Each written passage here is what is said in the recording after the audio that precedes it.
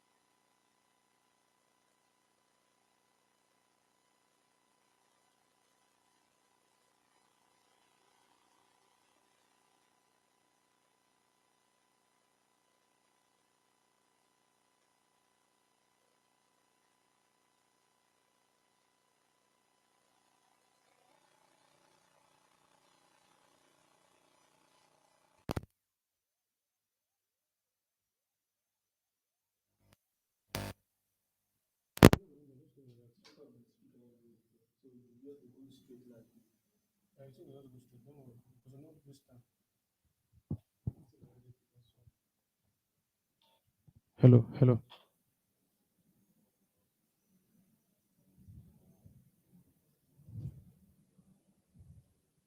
So switch.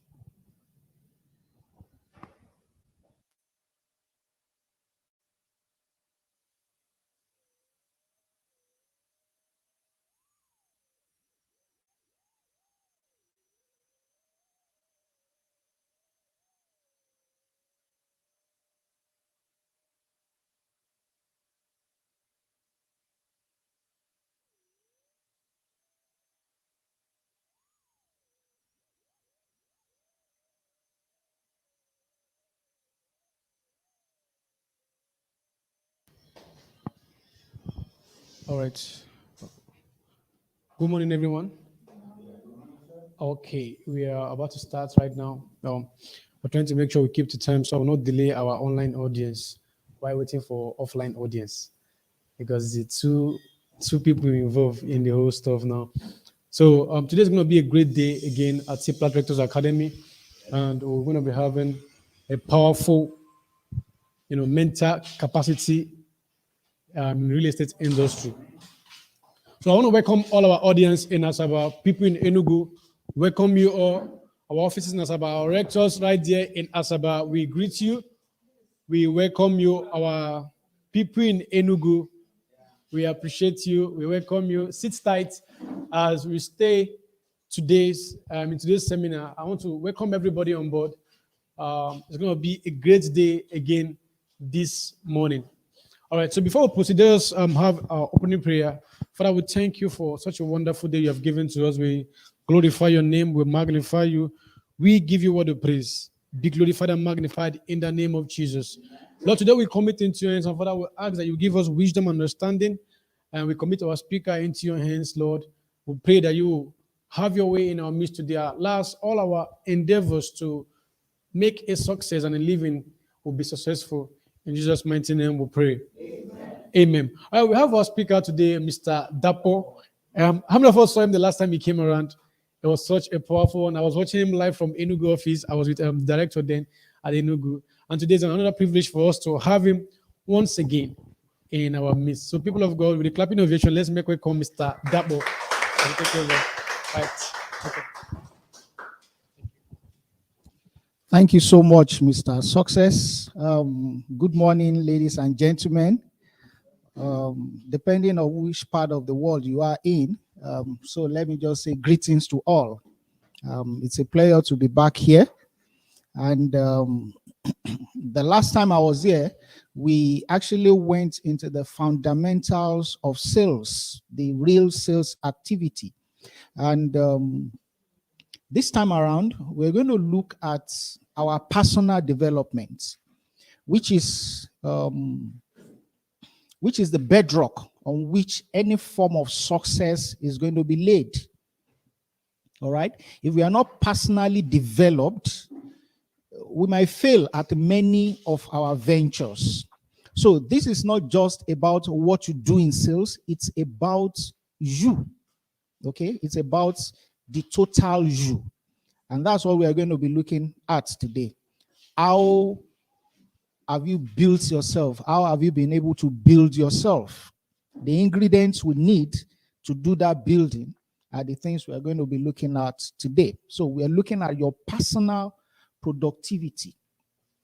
How productive are you as a person? If you're not productive as a person in any other sphere of life, even when it comes to sales, you are not likely going to be productive. So that's what we are going to be examining in this session today, okay? So, we all remember Donald Trump. He says part of being a winner is knowing when enough is enough. Sometimes you have to give up the fight and walk away and move on to something that's more productive. Most of us find that what we wish had become, what we wish had more time, we had more time in the day to do it. So jokingly, you hear some people who say, even 24 hours is no longer enough for me. But unfortunately, there's nothing we can do about it. That's the most we have. For the pauper, he has 24 hours. For the rich man, he has 24 hours. The man, the woman, everybody has 24 hours. So what makes the difference is the judicious use of those hours or otherwise. So sometimes we wished we had more time to ourselves, okay? So this training is going to show us how we are going to utilize the time we have to bring out the best of us, all right? Okay, don't worry, they will make this, whatever you can cover, they will make it available for you, all right? So we're going to look at how to set goals. I want to sell, I need to set goals. In what you're doing, you need to set goals. As your life, you need to set goals. You know the dangers of not setting goals. It will just look like, imagine 22 people on a football field. They are playing football. But on either side, there is no goalposts. That will be a waste of time because you won't even know when you have scored. You don't know when you are going wrong. So most of our lives looks like that when we don't have set goals. I'm going out today I want to prospect XYZ number of customers. I'm going today, I'm not prospecting, I'm going to those I had prospected earlier to close deals. There should be a significant direction. There should be set goals. What we want to do. If we don't do that, we'll just be going up and down. And eventually, at the end of the day, you look at the time and say, 24 hours is not enough. All right? So we're going to see how we can use tools with which to schedule our time and learn how to beat procrastination. Procrastination, they say, is the thief of time. Procrastination tells you it is not yet time. Procrastination tells you wait a little more. Procrastination tells you that the whistle has not gone off yet, and other people are already breasting the tape. These are the dangers of procrastination. So we're going to learn about this. Benjamin Franklin says, time is the stuff that life is made of. It is about time. Our life consists in the use of our time. If you look at the life of anybody and try to identify what he uses or she uses her time for, you will be able to tell what that life will likely become. We are not God, but we are saying, humanly speaking, you can see a direction and say, this is the direction this person is tending towards. So we need to be conscious about that, because goal setting is critical to our personal productivity. We can't be productive enough if we don't set goals. We can't be productive enough if we don't set goals. Okay? It's very key to our productivity. And like I said earlier, it applies to every and any area of our lives, including our finances. Do we set goals about our finances? Do we set goals about our physical well-being? Do we set goals about our personal development? Have I made choices that will improve me personally? What kind of material am I committed to reading? What kind of information am I committed to consuming? We need to be conscious and be deliberate about that. Someone said success is predictable, and it's a truth. It is very predictable. When people see the direction you're going, we can predict whether this life is going on the direction of success or failure. And there's something to learn about everything we do. I mean, I'm glad that you all are here. It is an indication that you want to develop in what you are doing. Some other people will feel, is it not just to do this? Is it not just to do that? But those who are careful enough to learn about their craft will always get better. It is about preparation. Okay? When we don't prepare, we will fail. And because we are not preparing, doesn't mean some people elsewhere are not preparing. When you are not preparing and you meet those who are preparing, they will beat you at your game. So we all need to prepare. We all need to be on top of our games. All right. And part of the ways to do it is to equip ourselves personally. All right. To be personally developed. Your spiritual is not even out of it. Okay. It's not even out of it. To what extent do I want to develop? So we are looking at total productivity, entire productivity, okay? A life that is close to being balanced, okay? So it's not that I only do work, and my spiritual life is down. Or all I do is spiritual, and my financial life is down. There is need for a balance. There are some things that have been settled already, that all we need to do is to put on our shoes and get on the streets and go and harvest those goodies. All right? So it's not only about I'm going to from AM to PM, Monday to Sunday, I'm going to be in the church. I'm not an atheist. In fact, I'm a firm believer in Christ. But I'm saying that is not the totality of success. You go fellowship, you get empowered, and come and release the power on the streets. Come and release the power on the streets. Come and release the power on your business. Okay?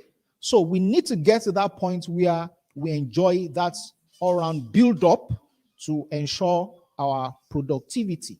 Okay? So look at these 3 P's. You want to look at positivity. Are you positive-minded?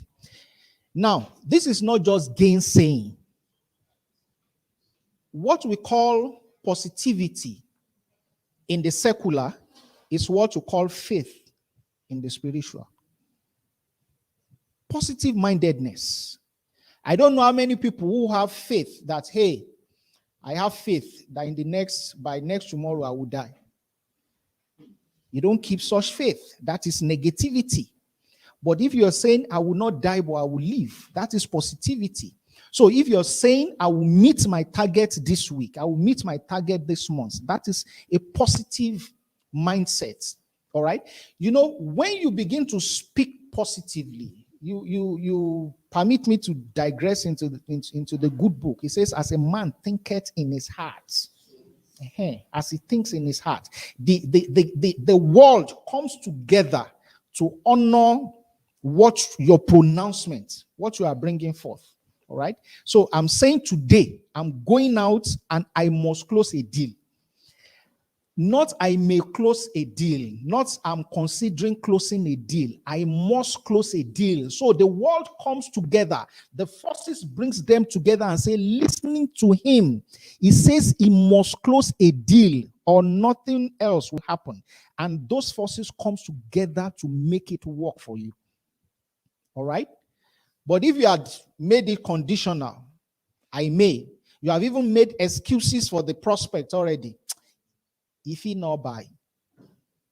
Okay. So you have defeated yourself even before the battle starts. Okay. So you must start from that place of positivity, and it is personal. We are not running a joint ticket. Okay. It is individual. It is personal. I just choose to be positive in a negative world because the world is filled with negativity. So it's a choice to say, I want to be positive, even though the world is negative. All right? The same good book says, sufficient unto the day is the evil thereof. There are a lot of terribleness in the day, in the world. But I choose to be positive, even despite all that. Okay? The economy looks so grim. But people are still buying. People are making it. So it's a matter of seeking exemption. It's a matter of seeking exemption. You know, like they say that the lion will always have something to eat. Okay. So I just seek exemption. Yes, it may be happening to others, but I'm exempted. You know, when you get to this point, to an average person, you begin to sound arrogant. You begin to sound arrogant. But you don't have control about how they think about you. And I don't care too much about how you think about me. All right? I may give it a consideration, but I don't bother myself about how you think about me. Okay? And that is why it has to be personal. It has to be a word of possibility. Now, these are things we have heard over and over, but it is worth emphasizing that in setting our goals must be SMART. And SMART is actually an acronym for being specific, measurable, achievable, relevant, and time-bound. Okay? So what does it mean for your goals to be specific? You're not saying, like I said earlier, I'm going to close a deal. That is generic. It is open-ended. But if I'm saying specifically, I'm going to close a deal concerning Vatican Garden Estates today. All right? That is specific. I want to sell something from Vatican Estate or from the Vatican Garden City. I want to sell something there today. It can even be more specific when you know the exact person and saying to Mr. John today, I'm going to sell him this product. That is very specific. That is a goal, but that is not the totality of the goal. That's only specific, but is it measurable? Okay. Is it measurable? Can you measure the extent of the goal? How do you want to go? Are you design the goal such that you can see milestones? And by milestones, I mean from today to next week, this is where I will have been. From next week to next month, you can, have those mind goals. And is it achievable?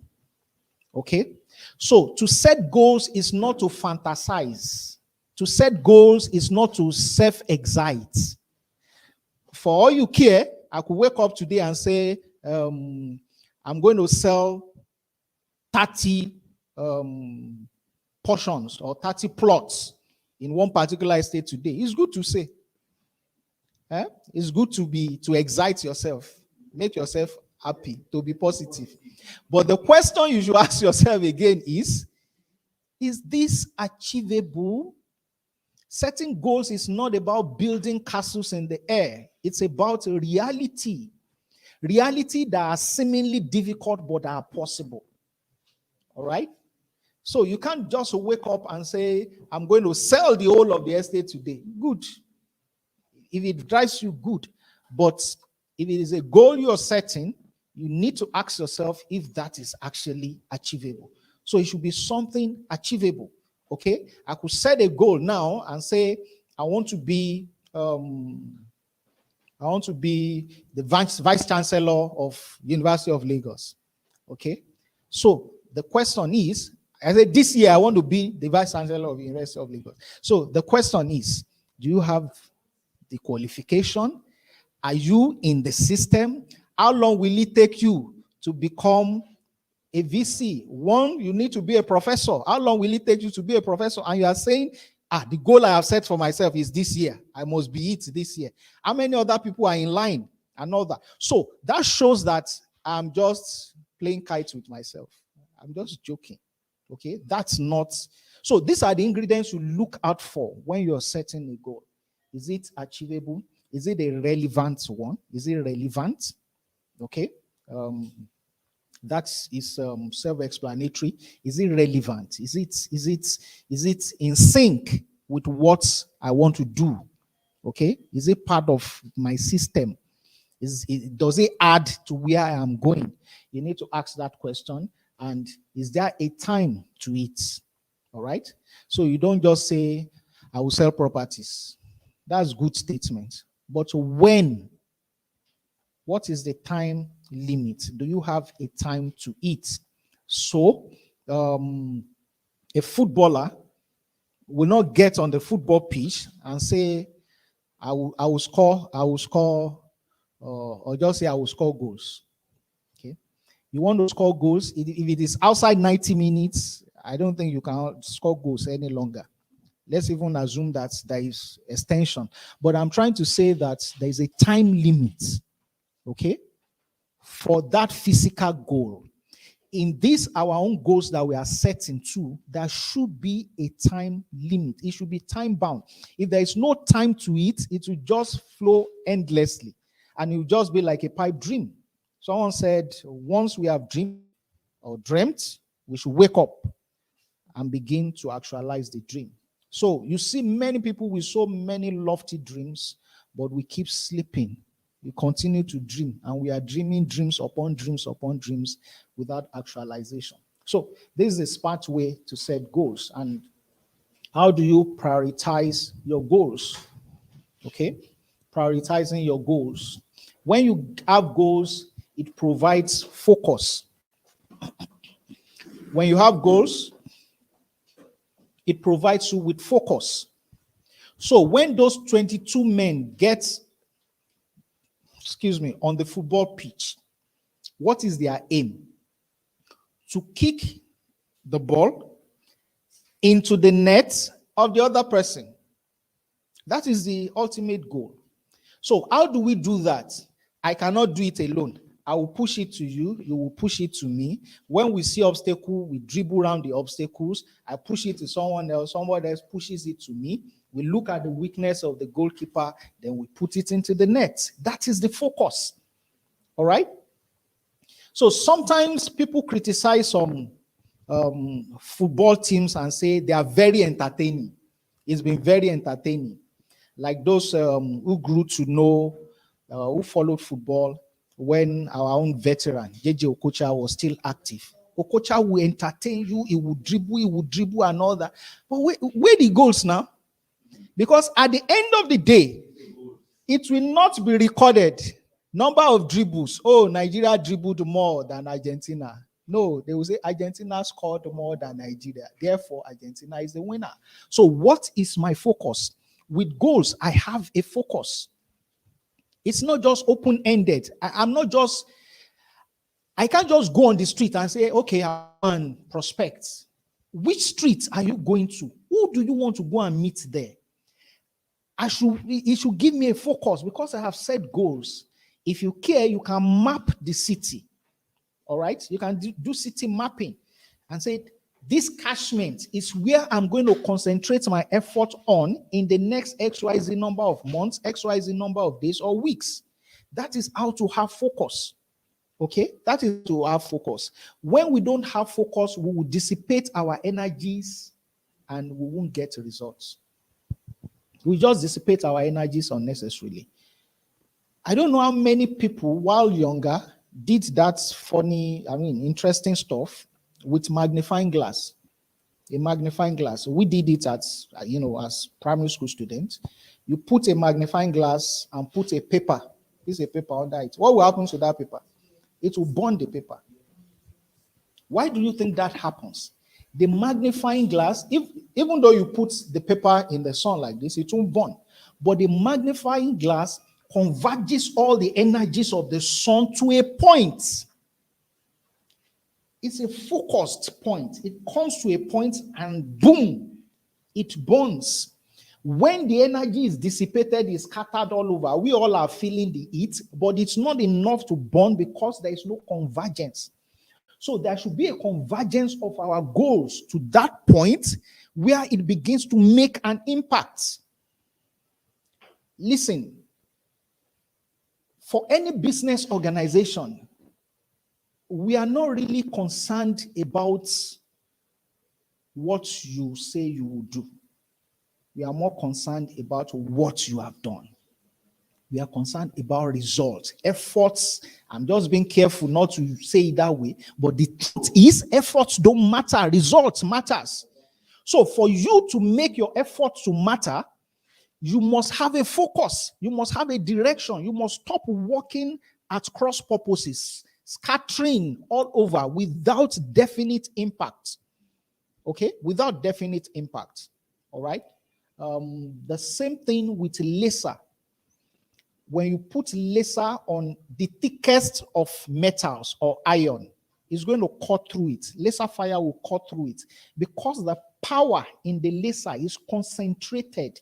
It's not scattered. And that's why you have that impact. So we are going to have the best impact at the point of our highest concentration. We are going to have the best impact at the highest point of our concentration. That's where we have the greatest impact. And to have this done, when we prioritize our goals, it gives us conscious decisions. It helps us to make conscious decisions because we have goals already. Okay? Consider somebody who wants to be a science professor, and all he does every day is to go to the football field in the morning, in the noon, and in the night to go and watch those who are playing football or to go and play football with them. And he wants to be a science professor. Such person should be, in quotes, dying in the laboratory. And imagine somebody who says, I want to become a professional footballer. He's always sitting in the lab. Watching. I like how this chemical is popping up. How did you do that? That is a misplaced priority. Let's just situate it with ourselves and say, okay, I have made up my mind to be a 7-star marketer. I want to be excellent at what I do. All right. We all are mature, and I believe that at this point we have made up our minds about what we want to do. As much younger people, we tried our hands on a lot of things. I can't count the number of things I've tried my hands on before I decided to say, you know what? I think this is what I want to do. I want to keep at it. When you keep striking the rock, it will get to a point it will give. It will crack. And it is not the last strikes or the last strike that cracks it. It's just that it has gotten to the limit when you applied that last strike. Okay? For those who are science-oriented, the sun evaporates water in the soil. It keeps gathering in the cloud. It keeps gathering in the cloud. It's not immediately it starts gathering that it begins to rain. And that's why it can be raining here in Okota and it's not raining here at the next bus stop. Because the gathering here is more than the gathering there. And there's what you call precipitation. When it gets to that point that is loaded and heavy, it just drops out rain. That's what our efforts looks like. When we are loading, we are making the effort, conscious and continuous effort. It will get to a point, it will give. And we can be biblical about this too. Remember, that man, he said, if a friend comes and he says, please, I have friends visiting me, open your door, give me some bread. He says, I will not, or I may not answer. But because he may weary me, is persistent, let me give in. The same thing with the unjust judge. He says, let me answer this woman lest she wearies me. Because I keep coming at you. I keep coming for you. I have sent you emails. The next time you are seeing a text, maybe a week later I'm visiting. 2 weeks later I'm telling you new offers. And you begin to give it a consideration because of the level of persistence. And then that person is likely going to break. And I give you one more example. There is this saying about the straw that breaks the camel's back. Straw is just one strand of grass. Dry grass, just one strand, not as heavy as one of my finger. And he's saying the straw that breaks the back of a camel.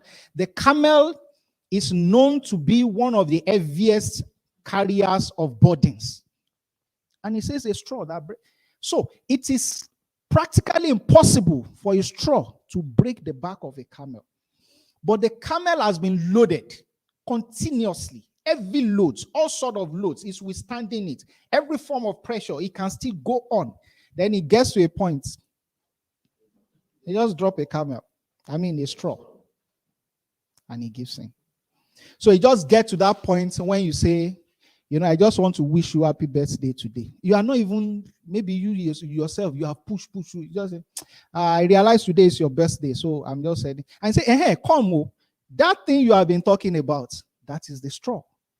And he breaks that camel's back. And say, let's talk about this deal. Let's make this deal happen. What if you have turned back some moments before then? What if you have turned back some moments before then? We can still go back to the good book. That was that king that the prophet says, strike the ground. And once you keep striking it, you will have victory over your enemies. And he struck. Was it 3 times? And the man of God said, if only you have struck 2 more times, you will have victory. Forever. But you just stopped. Okay? So we need to be conscious about that. Once you are almost getting tired, let it be a signal that that's the point I should do a little more. A little more. For those of us who work out, who go to the gyms and all that, it is that point when you feel like, I am done. And the instructor will say, just do a little more. Because the muscle is about to translate from that point where it can resist that weight to another point. That is when you now make the progress. Okay? So we need to be conscious about the decisions. And having done all those, you need to evaluate. You need to check. Okay? You need to check. That is evaluation to see where I was coming from, where I am, how close or how far am I away from my goals. We need to do that evaluation.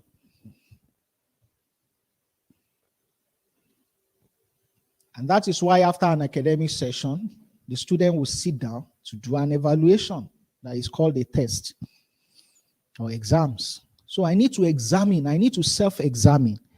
All right? It is not because I want to bring myself down, or I want to discourage myself or make myself unhappy, but I just think one person you should not be deceptive to is yourself. You can deceive every other person, but don't deceive yourself. Just sit down and look at it and say, okay, we set these goals. They were smart goals. How much of it did we achieve? What didn't allow us to achieve to the optimum?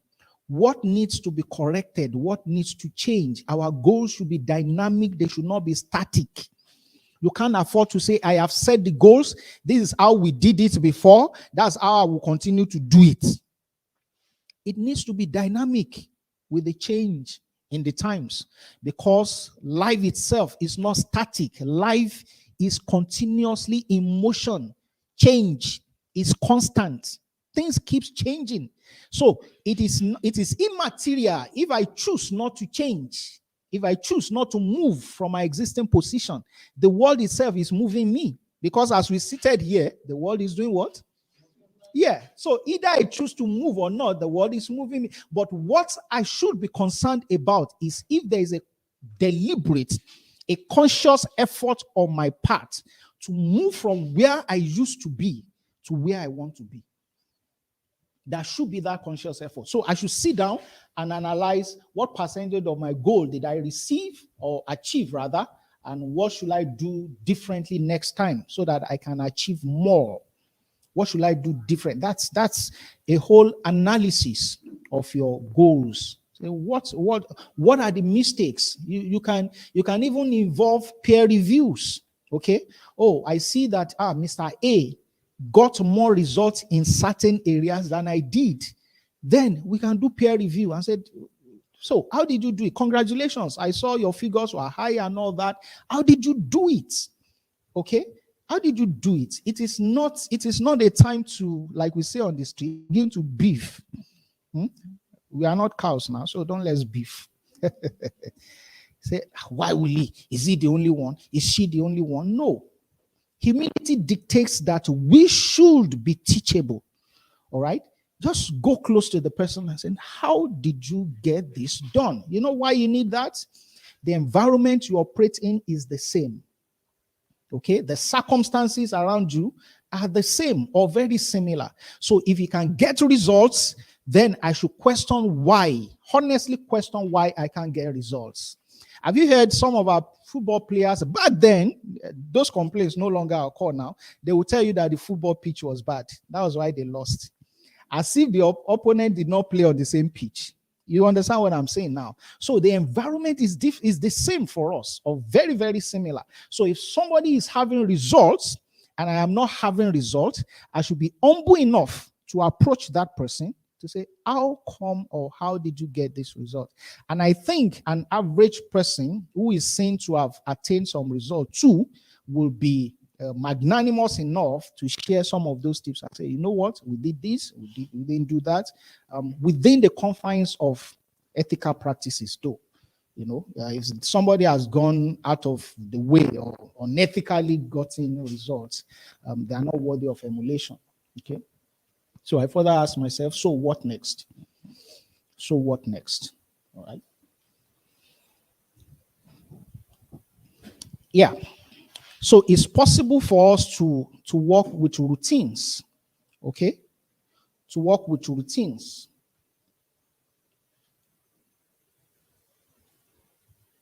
Sometimes when we hear about routines, it's we mistake it for boredom.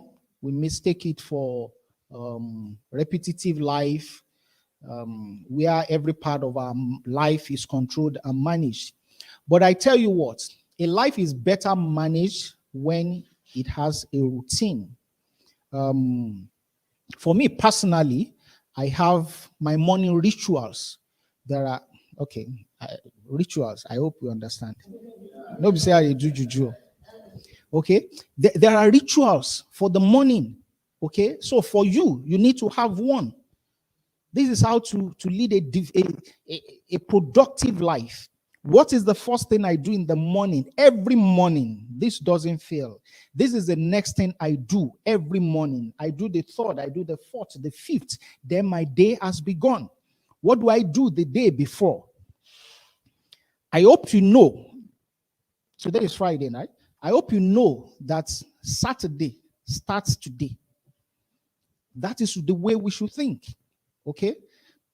Thinking ahead, even though some are of the opinion that you should live day by day, I agree. And thinking ahead or planning ahead is not against God's will. As a matter of fact, we all want to live long, don't we? So if I want to live long, I think the onus is on me to prepare or plan for the days I want to live. Even the good book says, as a man plans his ways, the Lord orders his steps. So planning is my responsibility. I need to plan my time. I need to plan my day. Okay? Planning the day should be the last thing, maybe after your prayers, should be the last thing you do in the night. I go as far as detailing the numbers of people I want to call. On my table, you have all those sketches, places I need to go, things I need to do, everything, you outline it. That way, it gives your day a direction, okay? So when we have routines, it gives us more energy to spend on tasks that will bring us closer to our goals, okay? With all sense of modesty, there are some engagements I turn down. I mean, politely, I'm sorry, I can't. If it's not in alignment with my direction, I won't. Okay? I won't. I won't just force it. All right? So, it gives us that kind of energy to do other tasks. There are some times, you know, instances where someone will just say, may we just play go now. May we join body, just waka go. Let's just go and do this. And we just follow. Then the question is, what was my original plan for that time? You know, life abhors vacuum. You can't waste time. No. Time can be wasted. Time is indestructible. You can't destroy time. You see people who say, I just a while away time. You can't while away time, but you can while away a life. So the question is, those times that I decided to just do things that I didn't plan for becomes a waste to me. And because life, there can't be a vacuum, something will fill it. So rather than having something unintended to fill it, I will be deliberate about occupying those times, about filling those times. I have said 1, 2, 3, 4, 5 are part of my morning rituals. Then I hit the road to where? I go, I'm calling XYZ in their offices. You have a list. You have what you want. You are organized, even though there are some other variables that could tamper with it. But it will be far better than when you don't have any plan at all. There will be some slight changes, but it's going to be far better than when you don't have any plan at all. So you need to have that kind of routine, okay? And it helps us. Somebody says when you have priorities, it means your decisions are half made, okay? So I have my priorities. To decide whether I will go or not is almost settled. It's almost, okay? So there are some things you say, come and do this, because I know it's out of my priority. The automatic, I know. My decision is almost half made, okay? Which is, no, this is not part of what I want to do, okay? So what exactly is a routine? Identification of the task. What is our task here? I want to make sales. I want to close deals. Okay, I should be able to identify that is my task. I need to identify what the task is. I need to identify the time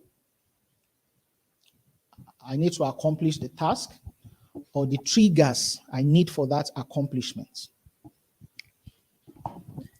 I need to identify the triggers I need for that accomplishment. What are the things that will trigger my action? Okay. Sometimes motivation finds us. Sometimes we find motivation. That's talking about the trigger. Okay. So someone can say, because I have so much time on my hand, let me just add this to my additional Ozu. Okay. Let me just do this additional one so that I can have more money. That is you finding motivation. But when motivation finds you, it's when you look at your bills and say, oh boy, if I don't do this, this bill is there, that bill needs to be paid, this needs to be done. That is the way. It's like when a lion is running after you. Do you need motivation at that point? Motivation don't find you already. You will run. You will run. You don't, because motivation has found you. Okay? At that point, you are not looking for motivation. And may I dare to say that motivation is exaggerated, is overrated. Okay? Motivation is exaggerated. Motivation can only take you this far. It is discipline that will take you that far. Okay? And that's why at the beginning of the year, I can set out goals and say, okay, this year, I want to lose weight. And then I go to the gym, register in the gym, buy the gym kits, go the first week, the second week, the third week, the fourth week, the second month, the third month, you are loading your bar again. You have forgotten about it. Then you look for motivation again. And somebody say, you know what? When you cut down on your weight, you are healthier. You need to do this. And you say, motivation. And you go again. And you start. Before you know it, the story is aligning with something. And before you know it, you are going back again. The motivation has what? Expired. That's why I said motivation is overrated. Discipline is what will keep you.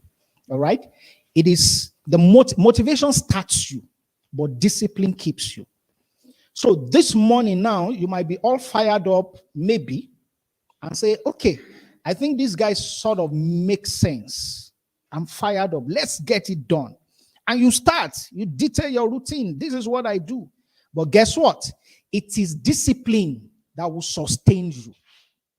It is your own self-discipline that will sustain you. If you're indisciplined, you can't sustain what motivation has started you on. Okay?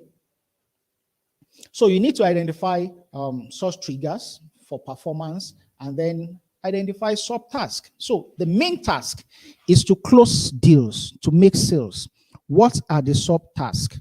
The sub-task might be opening new avenues. The sub-task might be social engagements. They are all sub to the main. It is from those that I go to the main, to the major. All right? So I was listening to a young entrepreneur, and he said something that challenged me. He said, within 5 minutes of discussion with a new acquaintance, he must know what that person does. I said, I've been wasting my time. And for me, I was, hey, how are you? How is the family? Good. And before you know it, if you don't start the talk, APC and PDP, and you forget. Recently I still missed such opportunity. We were in a gathering and that person was talking about his work and say, for my work, this is an exception. And I don't know how. I didn't bother to ask, where do you work? What do you do? That guy says, I will have known, and you will have known mine too. So I don't just stop at, oh, hello, my name is Dapo Mojola. Pleased to meet you. And that person said, no. Hello, my name is Dapo Mojola. I sell real estates. Know me, know what I do immediately. So, because our talk will still tend to those places, it's part of my introduction. I'm Dapo Mojola. I sell real estates. I provide total real estate solution across the nation. That may even be what this discussion will start with. How do you mean across the nation? How can you be providing solution?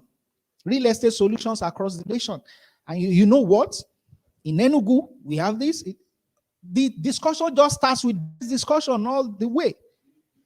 No matter how much I talk politics, it might not totally directly affect my betterment, my well-being. Can I just talk about what would directly affect my well-being? And therefore, we see people all around us. One other guy told me, he said, when I see people like this, I'm saying money, money, money, money. See people, money. People is money. See people, money. Was it? And incidentally, he was a Yoruba man. He said, I'm seeing, but there are some of us who are Yoruba Igbo.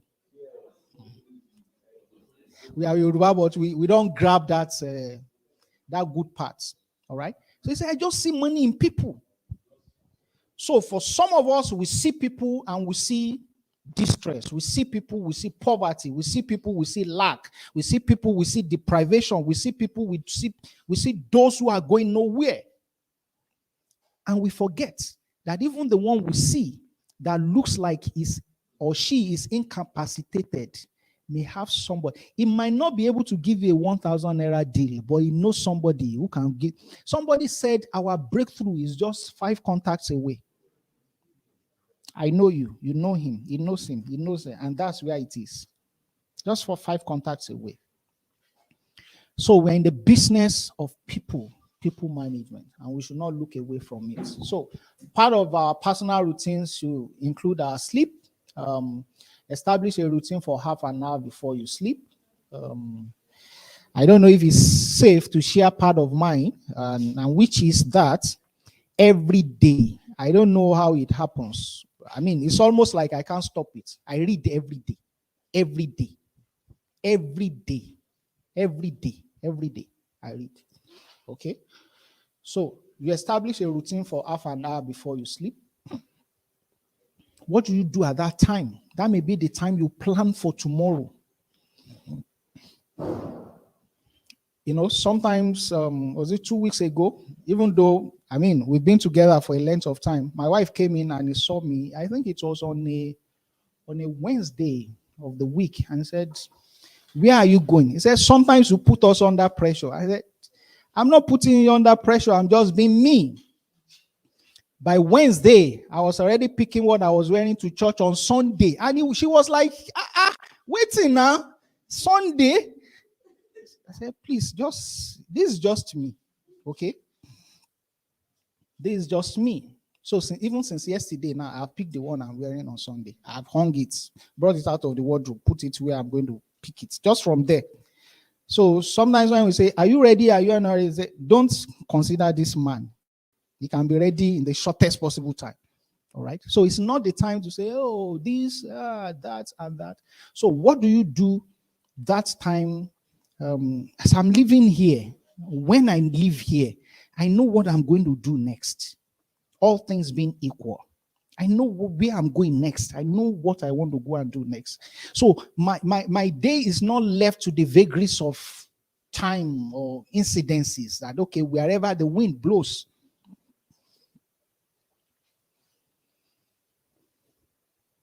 So you might need to plan how you run the home and all that. And you see that in the presence of plans, we'll see that there's actually time. There's actually time. All right. And one of the other myths about time is that you will always have time for what you consider important. You will always have time for what you consider important.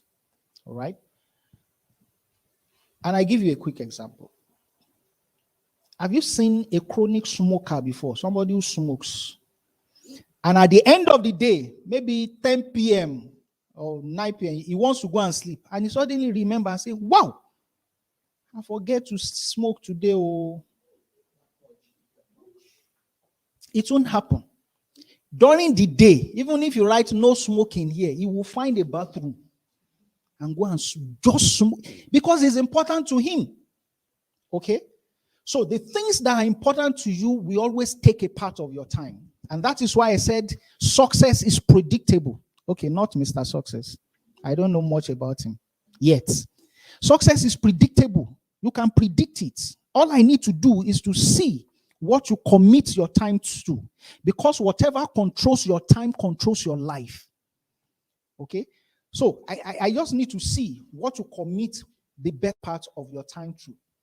And then, okay, these are just your preferences about your well-being, about your sleep habits, about exercise and all that.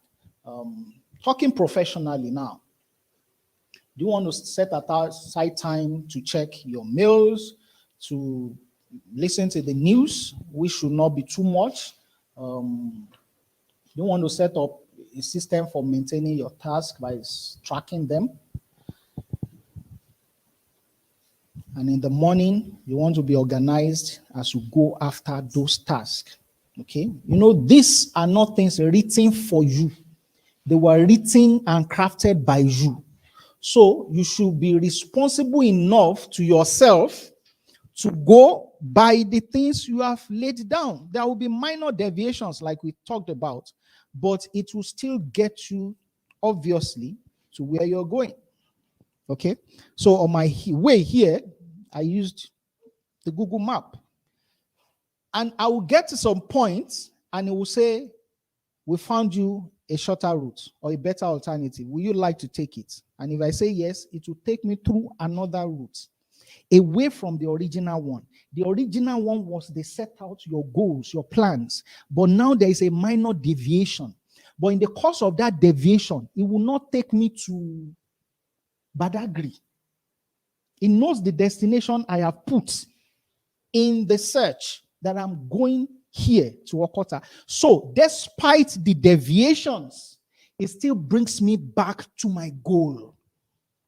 So in life, there will be deviations to our goals.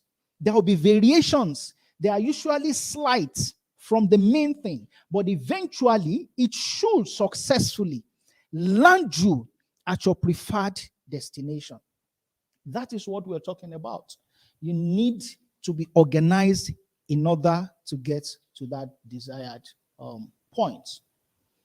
So let's look at some ways to simplify our lives. All right. You know, sometimes we have complicated the simplified. We have decided to complicate the simplified.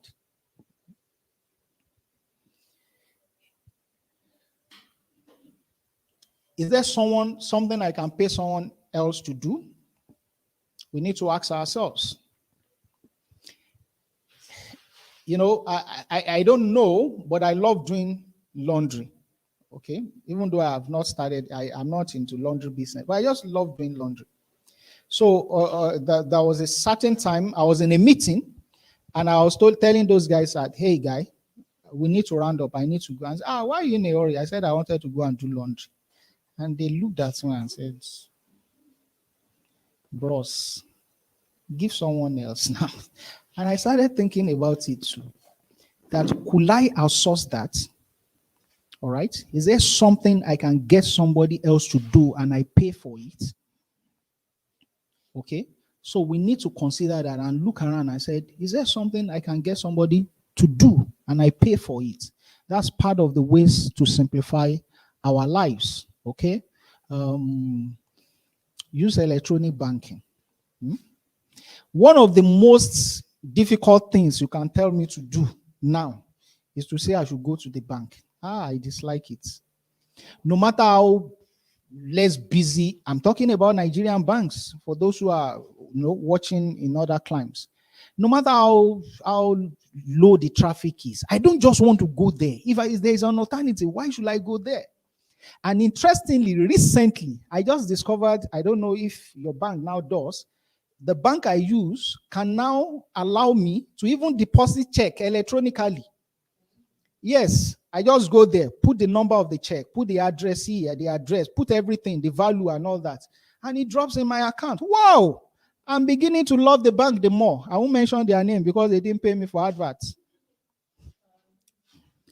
All right, so I can do that in the confines of my home, of my office. I can deposit check, I can withdraw money, I can send money. So why should I go and sit in the bank? More because our minds are yet to tune to the new direction of things. As time progresses, Banking will be relevant, but banks will become irrelevant. We will no longer need banks, but we'll be doing banking. So the earlier I jumped on it, the better for me. Okay? We should stop demonizing things that are here to solve our problems, to ease our pains. Because God has given some people the right mindset, the intelligence, the wherewithal to bring forth those things that they might ease us off. Let's just leverage on them. I know many of us prayed when there was the outbreak of the pandemic, and God, let there be solution. God, let there be solution. Now there is solution. You are not taking the vaccine. Okay, that's matter for another day. Was that not the solution we prayed for? But now we are not taking it. It's all over there, available. But we are not taking it. Some said you will grow on magnets, your body, it will do all sort of falsehoods and lies. You die in 2 years. And so we are now divided into two. Those who have taken the vaccine and waiting to die, and those who did not take, and those who are taking and waiting for them to die. Okay? Because those who are taking are looking at those who have not taken. Maybe you will soon die. Those who have not taken are looking at those who have taken. Maybe they don't say you will soon die. All right. I'm vaccinated and I didn't grow ons. Magnet did not stay on my body. Yes, a magnet did not stay on my body. No light, not lie now. It's a deceit. Sorry? Came in on my body. I should put the bulb. It didn't come on now. No lights, no magnets. It didn't hold spoon. It didn't hold key. And I didn't grow ons. Sorry? No, that was slight. That was a slight one. That was a slight one. And then by the second day, I felt ache all over that arm.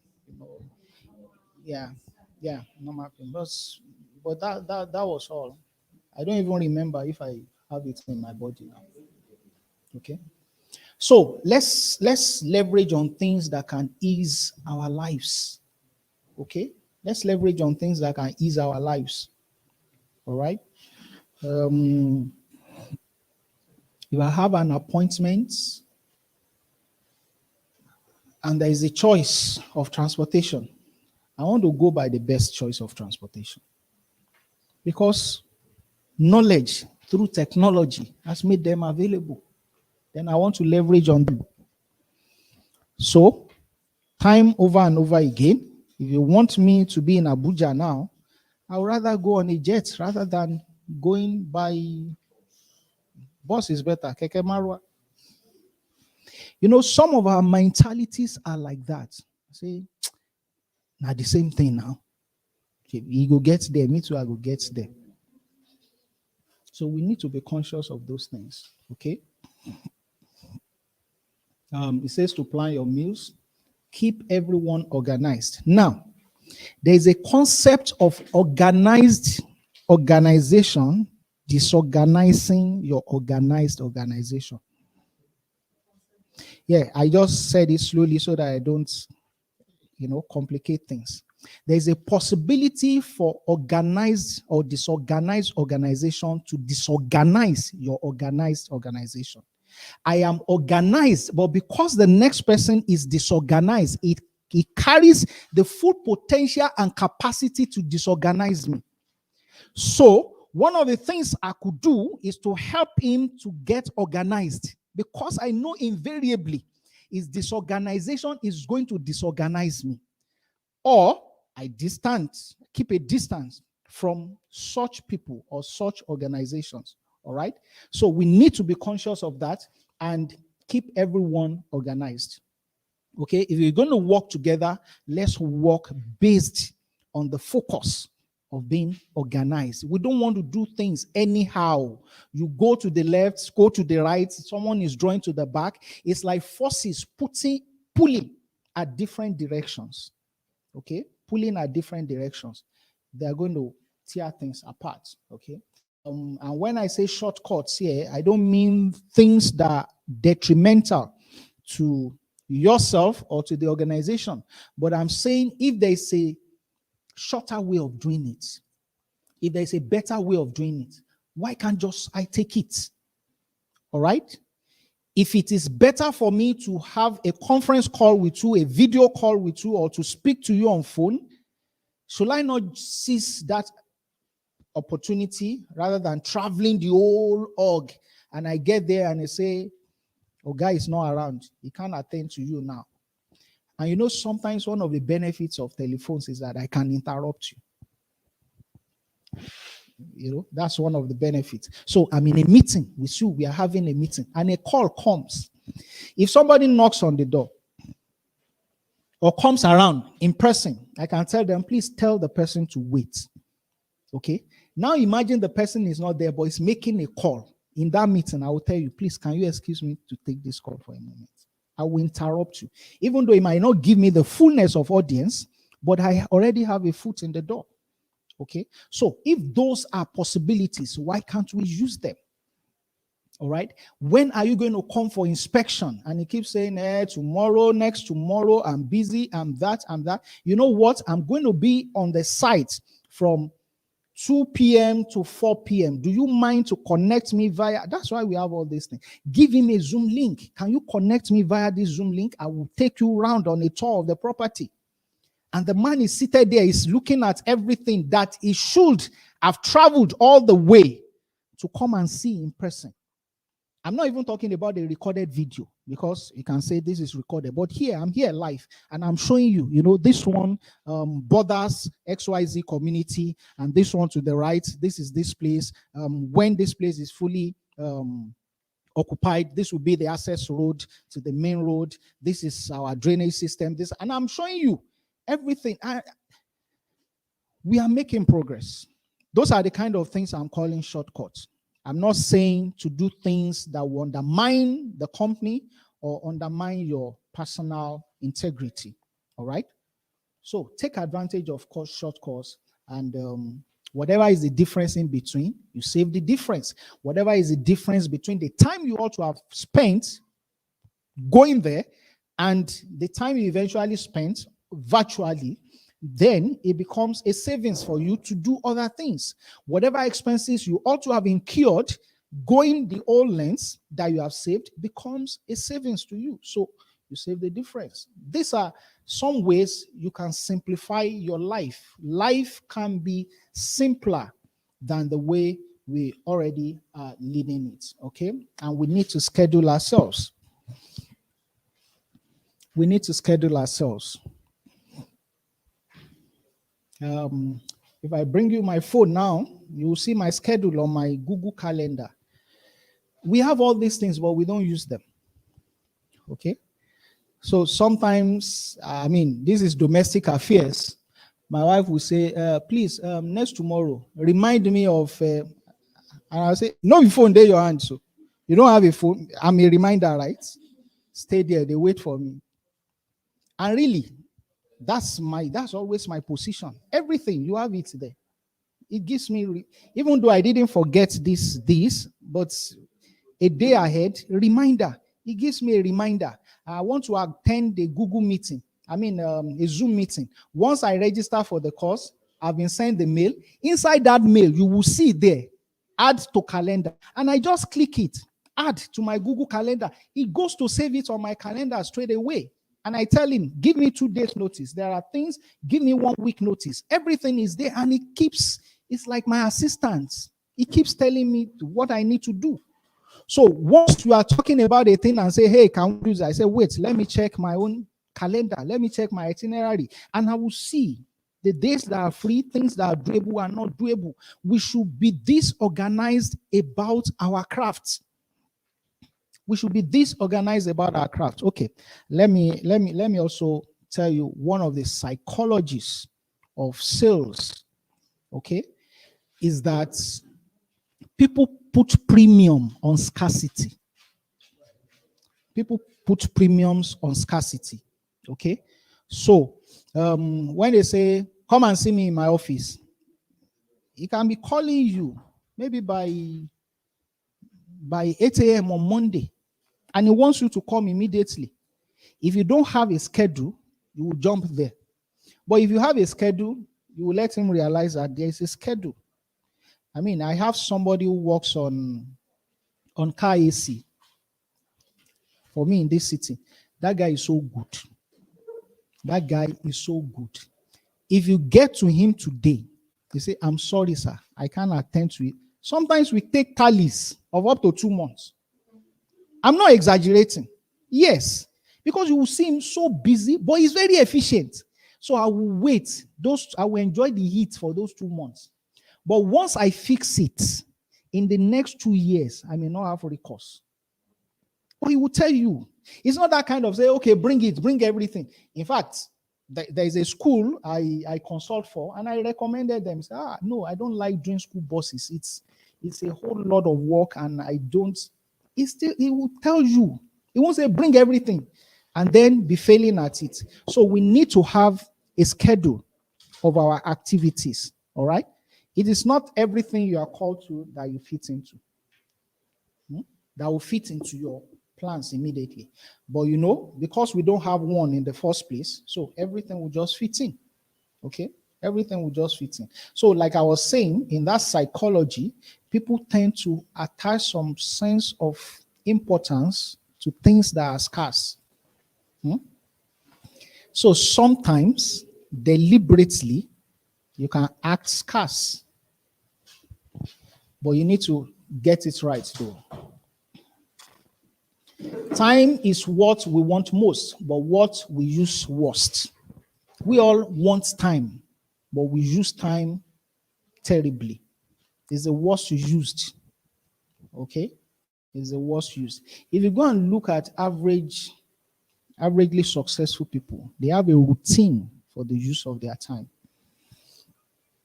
Someone was comparing Cristiano Ronaldo to what's the other guy now? Messi. The two of them. And they found something common in them. That once training is done, these guys, their usual is that they will do almost 5 hours.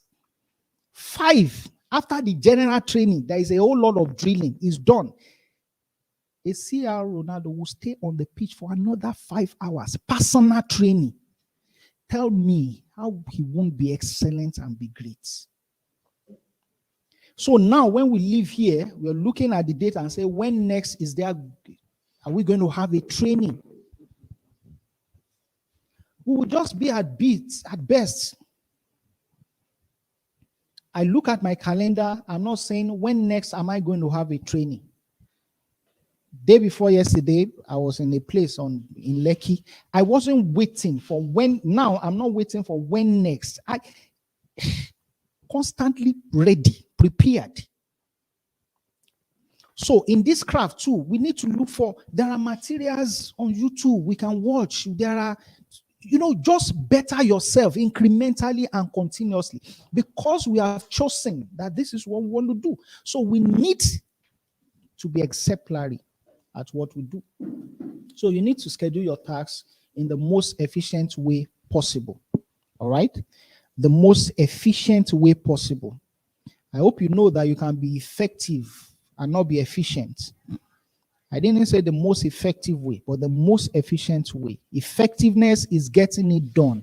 Efficiency is getting it done how it ought to be done. So you need to set your activities in the most efficient of way.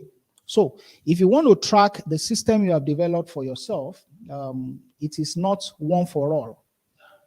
It is one for each. It has to be custom made for you. You have to build it for yourself. It's not something that everybody will have to use. Okay? And you need to explore different methods of doing that and find what works for you. All right? Find what works for you.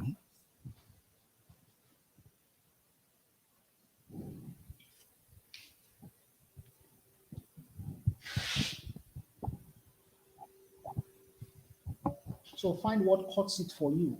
Find what aligns with your personal desires and goals. It's not about any other person or about how every other person wants to do it. It's about how I want to go about it, how I want to do it. All right? That's what I mean by finding what works for you.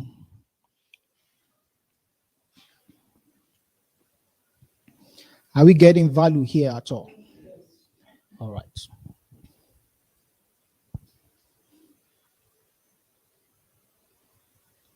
So let's look at this. If you want to do the tracking, all right? On the left side of that quadrant are tasks, assignments, efforts that are urgent and important. On the right side of the quadrant, these things are important, but they are not urgent. This is how we rate it. Okay. They are important, but they are not urgent. On the lower left of the quadrant, they are urgent, but they are not important. And then they are not urgent, they are not important. This you should not waste your time on. It's not urgent, it's not important. And most of us are peculiarly found in the thick of the thing. We just sit there, we are doing, and you ask yourself, how important is this thing to you? How urgent is this thing? It's neither important nor urgent, and you sit with it. That is the definition of frittering away of time. It's urgent, but not important. It's urgent. So they said, it is urgent. It has to be done. But you look at it based on what you're doing or what you need to do and say, what's the importance of this urgency you are crying about? What's the importance of this urgency? It's urgent, but it's not important. So I pay less attention to it. It's important, but not urgent. I pay a little more attention, even beyond when it's urgent and not important. It's important, and it is also, it's not urgent, but it's important. I'll pay more attention to it. But where should I concentrate my effort on? Urgent and important. It is urgent and important. Then when I look at things I need to do, I put them in each of these spheres, and I'll be able to situate rightly what I should put my efforts to, what I should put most of my time to. All right? And this will help us to track the use of our time and all. All right. So when you want to schedule appointments, you need to block off quiet time to work at your desk. Desk here might not be physical, but your own homework. You need to make out time to do your own homework. It will be disastrous if you are going out and you don't have enough information or the right information about the product you are going out with. So there should be a time to update yourself about the newest developments in what you are doing. Okay, you need to keep that time off and be able to do that. This maybe for the more corporate office workers, as in people who sit in the office. Time of meetings and all that. Yeah, like I said, for those who sit in offices, because as salespeople, we are not supposed to sit at a point, all right? But for our learning purposes, there should be a beginning and there should be an end. And that's one of the challenges I have with meetings around here, programs, okay? So I get invitations and they say it starts by 11, and that's all I get to hear. When is it going to stop? When are we ending? Say, come for crusade. It starts by 7 p.m. When are we ending? Nobody talks about that. All right? And those are part of the places where we get the idea of disregard for the use of time. If there is a start time, there should be end time. It should not be open-ended. And then We are spiritually blackmailed. You are in the presence of the Lord. Don't be in a hurry. Don't be in a hurry. What are you going home to do? You know, it's a spiritual blackmail. All right. And if there is any meeting, let's have an agenda. Okay. Let's go to scheduling of our task. So we need to break up large projects. So I don't know what is my target for the year. 100 million. Can I break it into bits? Okay, for the ease of calculation, 120 million. Can I break it into bits, into months, divided by 12? That means 10 million per month. Can I further break that into weeks? That's 2.5 million, right? So can I say in a week, the target is 2.5 million? Because of the principle of accumulation, that 2.5 million consistently hit would take me to 120 million at the end of the year. Or 2.5 million exceeded per week would take me to over 120 million for the year. So you need to break up large projects. I don't go about every day and looking for 120 million. 120 million. Who is that person who is going to give me 120 million? 120 million. That's what's ringing in my head. Okay. But if I endeavor to break it into bits, I will know that 2.5 million should actually be my target for the week. So when I miss my target for the week, I know the next week my target has increased to 5 million. On and on. All right. But there's no harm. If in the first week I have my 120 million, then I continue. All right. But in scheduling our task, we should learn to break up any large project into bits, and then look out for how to delegate. Okay, what are the things I can delegate? All right. What are the things I can delegate? Look for them. We can't do everything. You possibly can't do everything. And there are things you could delegate. All right, think about them. And when you're dealing with external parties, you might want to allow for extra time. So I go to pitch to someone now, and I said, that man said we should have start time and end time. This man, once it is 15 minutes, 15 minutes is the end time. And by that time is when he's just warming up to you. And you look at your time, end time, I'm going. Okay. So you should allow for extra time when you are dealing with external parties. With my colleagues here, with my superiors here, I can set the time. Even though you are my superior, I can say, sir, this meeting, I'm looking at 15 minutes.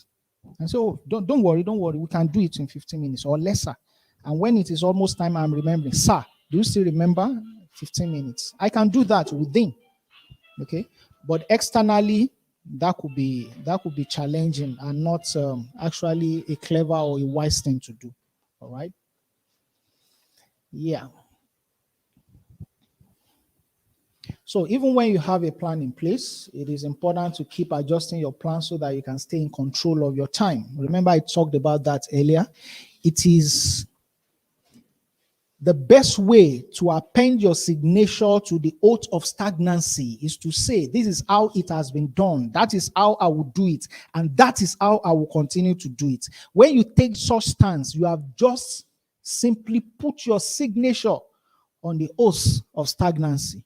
You have just said, I have signed to be stagnant.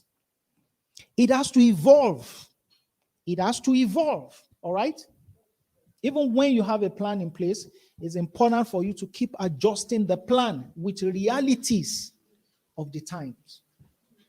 Okay? You can't afford to just stay and say, I've set a plan and nothing is changing it. This is how we've been doing it. This is how I'm doing it. And this is how I will continue to do it. We should be ready to change. Ordinary people think merely of spending time. Great people think of using time. Ordinary people spend time. Great people use time because they know that time is a finite resource. Once lost, you cannot get it. And no wonder some say time is money. I say time is life. When you waste time, you waste a life. And what I consider a waste of time might not be what you consider a waste of time. So somebody is a mathematician. All he wants to do is to solve mathematics problem. But I am a marketer. I'm a salesperson. So I'm talking with her. I want to close sales. And he's looking at me and I say, why is this person wasting his time talking? It is for a purpose. To me, it's not a waste of time. But because he is a mathematician, all he wants to do is to do calculations. What I'm doing looks like a waste of time. So what is a waste of time to me might not be a waste of time to you, depending on whether that activity is going to lead to my desired goal. But if it's not leading there, then it might as well be a terrible waste of time. All right?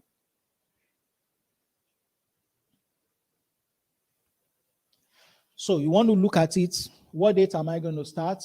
What is the deadline? There should be a deadline. What are the major things that needs to be completed? What are the ingredients that needs to be there? Which part of the work has already been done? And which other ones do I need to do more? So you need to have this consideration.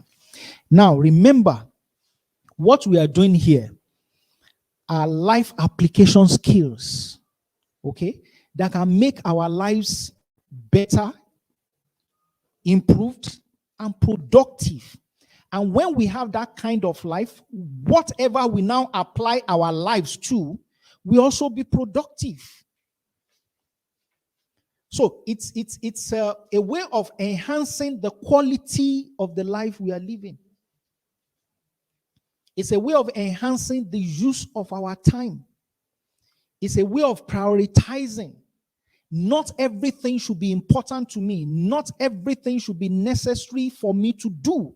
Not every event is worthwhile for me. Not every engagement is right. Not every visitation is worthwhile. I need to choose and pick what readily aligns to my direction, to my goals, to my aspirations. If it is not in alignment with where I am going, then it becomes a waste of time. And because it's a waste of time to me, doesn't mean it's a waste of time to someone else. It's just that we are going on different lanes. So what else needs to be completed? Okay. We need to set milestones. Even though I have broken down that target of 120 million to 2.5 million per week, at the end of the week, that 2.5 million did not come. But I will check my milestone. Said, what was I able to do within this period of time? So by the middle of the week, if I want to hit my 2.5 million, I should have spoken to at least 50 people by Wednesday.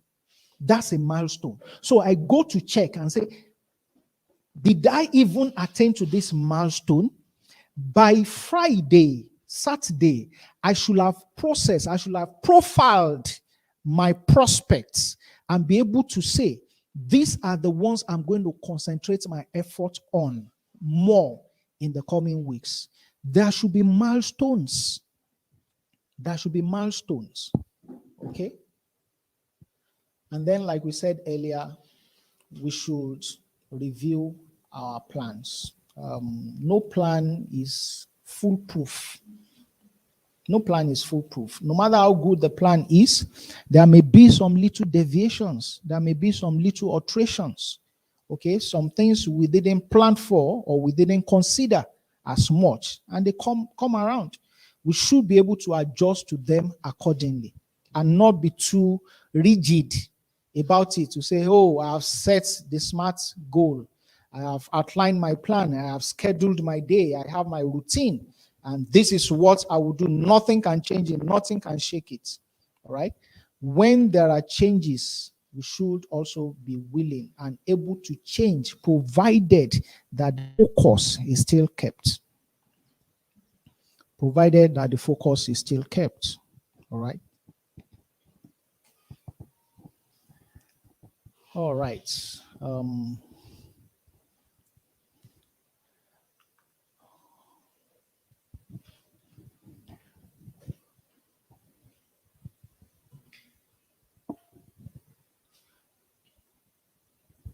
When they ask, how soon are you going to get to do it? Say, not now.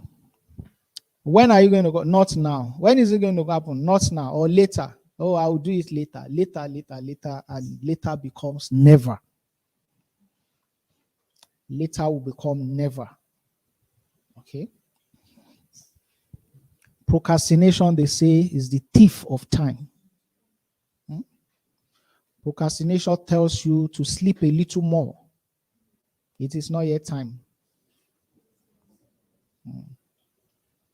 You know, when that alarm bell rings, and you just snooze it. Snooze for 10 minutes. Bang down. You snooze for 10 minutes. It sounds again. Say, today is Saturday now. Snooze for 10 minutes. All right. But you know, for some of us, we can testify. You get to a point where, whether it is Saturday or public holiday, Sunday or whatever, you just wake up. You just wake up.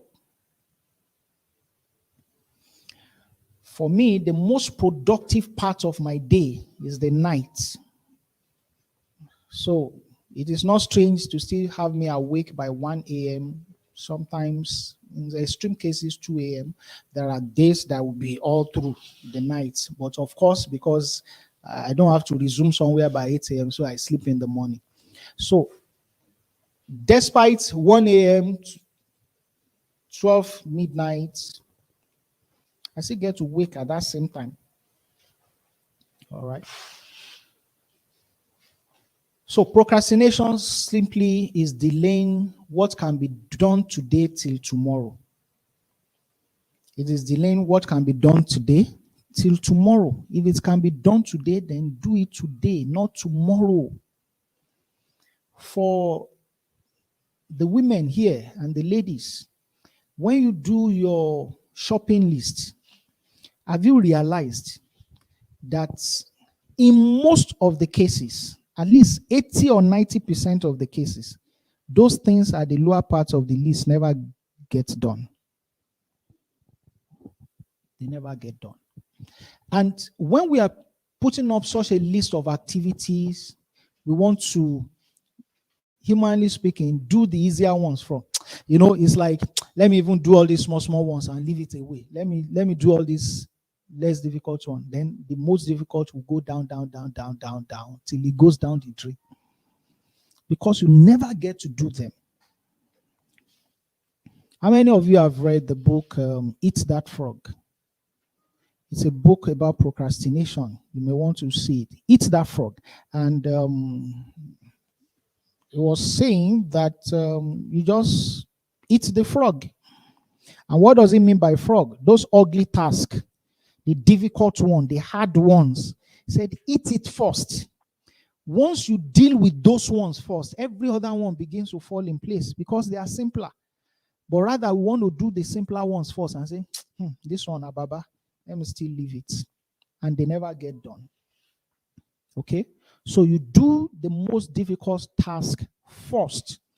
It is not easy. Who says it is? It is not easy, but you compel yourself to do them. You compel yourself to do them.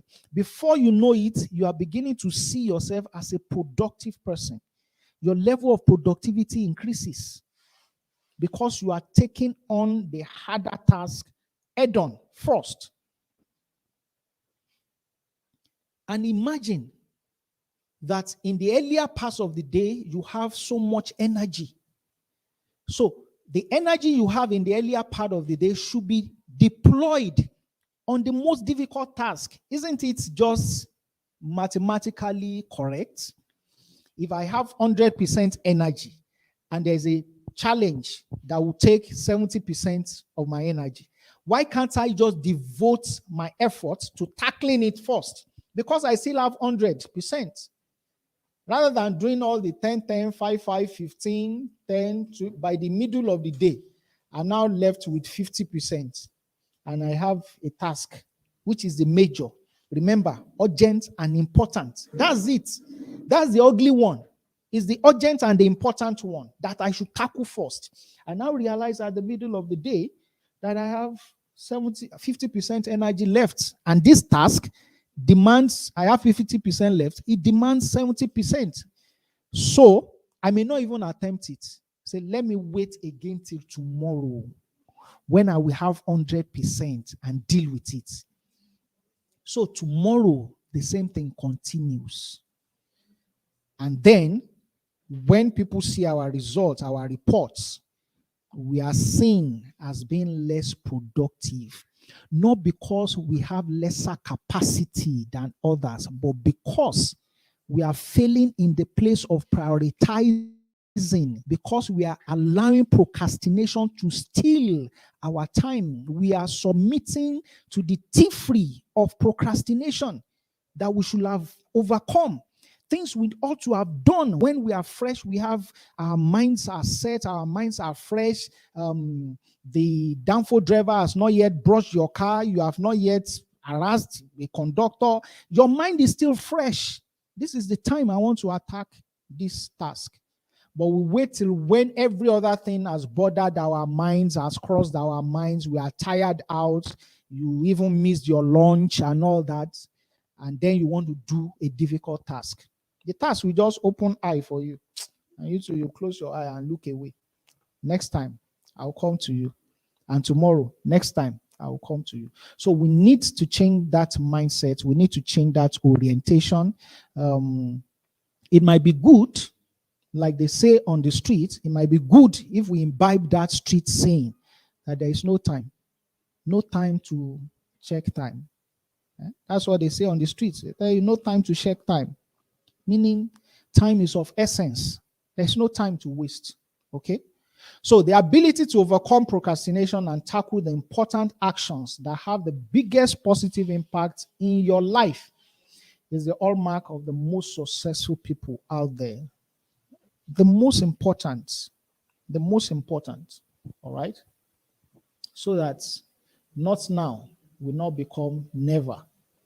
So why do we procrastinate? We need to know these reasons so that we can work against them, so that we can mitigate against them. Why do we usually procrastinate? Because there are no clear deadlines. There are no deadlines. No time to finish, no time to execute, no time to make returns. It is just open-ended, no deadline. So if there are no deadline, why shouldn't I procrastinate? I'll put it tomorrow. When am I supposed to do this? Oh, I don't know. You can do it anytime. And anytime becomes anytime. I begin to procrastinate about it. So when there are no clear deadlines, then I will begin to procrastinate. Remember, here, we are individual companies. You are a company. We are all individual companies. So we are looking at how we manage our own company, which is ourselves. Some call it self-leadership. Some call it self-governance. Some call it self-regulation. Can I govern myself?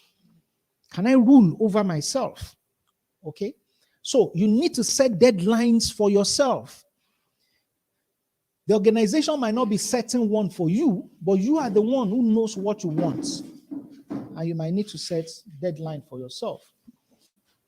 Why do we procrastinate? Sometimes it might be because the resources available for the implementation of such assignment or task are insufficient, or they are not just available. So we procrastinate. All right?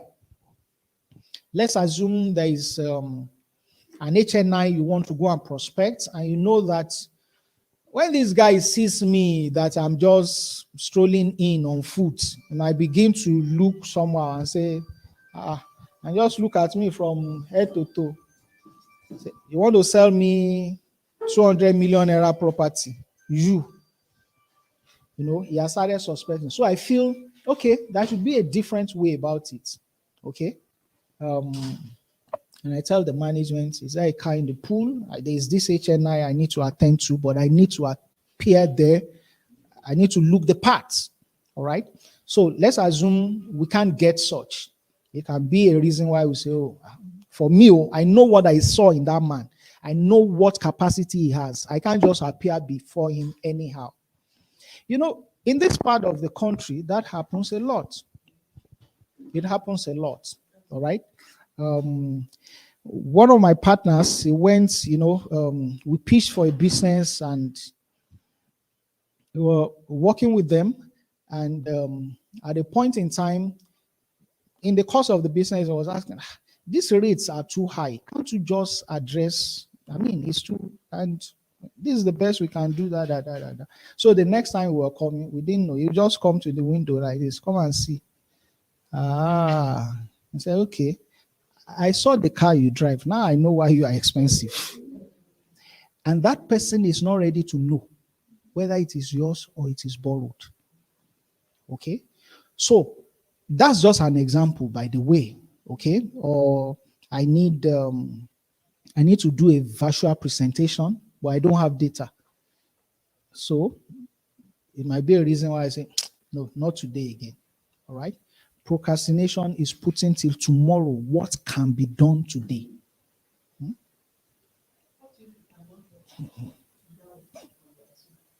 If you cannot help it, that's why I said we're looking at why. That's one of the reasons why we procrastinate. But the point is, we should get to the point where we can make amends in the shortest possible time. All right? Am I saying this is for perfect people? No. I procrastinate. Okay? And I'm working on it. We all do. But what we are saying is, how can we mitigate against it? Cut it down to the barest minimum. Okay? There are things you ought to do and just, yesterday I still procrastinated on some things. And you know why that happened yesterday? On about 3 items. Because the drive from farther in Lekki, Aoyaya to mainland took me about 6 hours. I was exhausted. I slept. I was tired. Traffic. I didn't do my to-do list for yesterday. And it showed. I was just dragging. But once I see that list, I say, okay, you need to do this. And I keep ticking them off. You need to call XYZ. You need to go and fix this. You need to do this. But because I didn't have that list, I was just... That's when you go philosophical. Word no life. This life no hard like that, Joe. You just comfort yourself with those words. So there are instances where those resources are not available and you can't help it. But the point is that you should work towards removing the obstacle or the reasons why you procrastinate. Okay? When the task feels overwhelming, it feels like this is so much. I need to do this and it's heavy, it's overwhelming. Then we tend to procrastinate. So what do you think it should be the solution when our task feels overwhelming? We have talked about it earlier. What should you do? You can delegate, yes. Yes. What else can you do? You can cut it into bits. All right? And once I'm doing a bit of the whole, I'm internally energized because I can see myself progressing. All right? I can see myself progressing in that line. Even though I have not gotten to the finish line, but I can see that I'm moving and it becomes a source of internal motivation for me to keep driving. Okay? It becomes a source of internal motivation for me to keep doing what? To keep driving. Because motivation can either be external or internal. But if you want anyone, if you will go with anyone, go with internal motivation because it won't fail you. External motivation will fail you because it comes from outside. What if it doesn't come? So sometimes we are waiting for people to motivate us. The people we are waiting for to motivate us are also waiting for someone else to motivate them. But if I'm internally motivated, I'm on auto drive, autopilot. The engine is within. What spurs me is within, is without. When that comes, it becomes an addition, but the main is in with me. Okay? The internal energy to keep going, which is passion driven. All right? The training I had day before yesterday, I told them that same, it was supposed to end by 3 o'clock. I said, please give me all the morning sessions. I will take the morning sessions because I have another appointment by 6 p.m. on the mainland. And the journey is going to take about 4 or 5 hours. So they said, okay, by 1 you can take off, which was perfect. Lo and behold, They had to come and tap me when it was 3 o'clock. I say, I thought you said, because I was carried away. I love what I do. I'm passionate about it. The energy is from within. It's not from without. It's not from what I get or fail to get. It is, I'm internally driven. I can do it the whole day. All right? So we need to get to that point where our source of energy is within. Okay? Sometimes when we are waiting for people to encourage you, they're also waiting for people to encourage them. They might even be the ones discouraging you. We can go back to the Holy Book. David came, disaster had happened, and the people were thinking of stoning him. It says, and David encouraged himself in the Lord. He was not waiting for, the encouragement was not coming anywhere. All right? So when your task feels overwhelming, encourage yourself. I think we are almost cruising home now, even though there will be opportunity for, eat that frog. The frog is not pretty. The frog is not good looking. It doesn't look like a good menu. It doesn't look like something that will come easy. It doesn't look like something you can do with a wave of the hand. It is difficult. It is arduous. It is challenging. But it says, go eat it. Go eat it. Go eat it. Eat that frog. The first thing you have to do each morning is to eat a live frog. Okay, now don't go hunting for all those green frogs to eat. I'm not here. All right? As a manner of speaking, the first thing you have to do each morning is to eat that frog. Eat a live frog. And you can go through the day with the satisfaction of knowing that it's probably the worst thing that is going to happen to you all day long. No other item will be uglier than the frog you have eaten in the morning. Meaning that I have taken on the hardest task for today. No other task can be as challenging, as difficult. And that is why you just have to eat that frog. Eat that frog. You want to advise your neighbor, tell him or her, eat that frog. Eat that frog. Okay? And if you have to eat 2 frogs, which one should you eat first? Eat the ugliest one first. Eat the ugliest one first. All right? Because by the time you eat other things, as a manner of speaking, you have eaten the barbecue, you have eaten the fish, you have eaten all that, and then there is the frog to be eaten. You just say, you know what? My tummy, my pellets have seen better things. Don't spoil it with this, your ugly frog. All right? So by the time you have done other little more interesting tasks, and you now get to the most difficult one, your mind just automatically tells you that, hey, don't let this thing drain me. Don't let it, spoil my day. Just stay. We'll look at it next time. Rather that way, the better way is to eat that frog first thing in the morning. And if there are 2 ugly ones to eat the ugliest ones first. Thank you so much for your time. As we wrap up, I hope what we have said so far will lead to us in the journey of personal productivity and development, such that we can unleash that strength, that power, that enablement on every other thing we do. When we are personally productive, our endeavors too cause a high possibility of being productive, because the one coming on it is productive. So you are bringing productivity into it, and it has little or no choice but to be productive. Thank you so much, and God bless you. Productivity is being able to do things that you were never able to do before. So one of the things that should be the high point today, one of the things that should be the gains for today, one of the things that should be the benefits of being here today is that I have seen at least one little thing that I want to change about myself. I have seen one little thing that I want to do differently so that I can get a different result. It is often been said that if we keep doing the same thing the same way, we are not likely going to have a different result. So now I have resolved, I have made up my mind that I'm going to do one thing. Just look at that one part of you and say, this part has to change. When we continually make those changes bit by bit, by the time we are appearing at the other end of the line, we are a much better person. We are a better fashion person.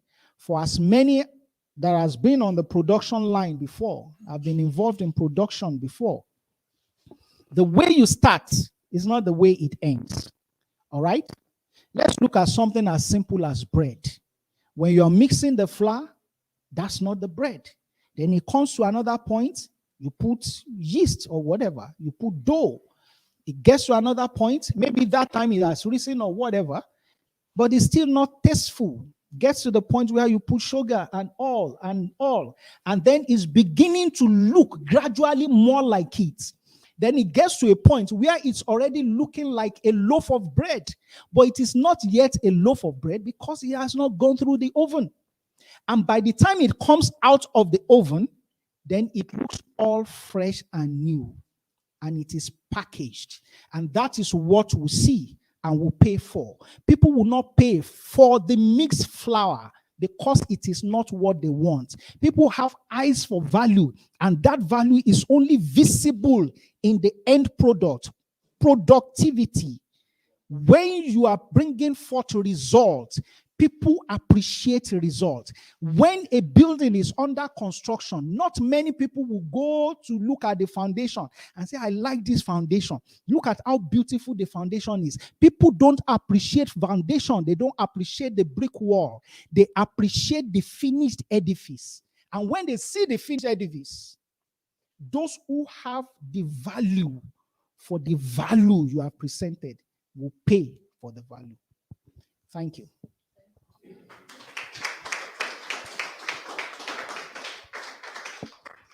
Thank you so much. That was awesome. Let's put your hands together for him one more time. That was awesome. I hope you have been impacted this afternoon. I hope you're impacted.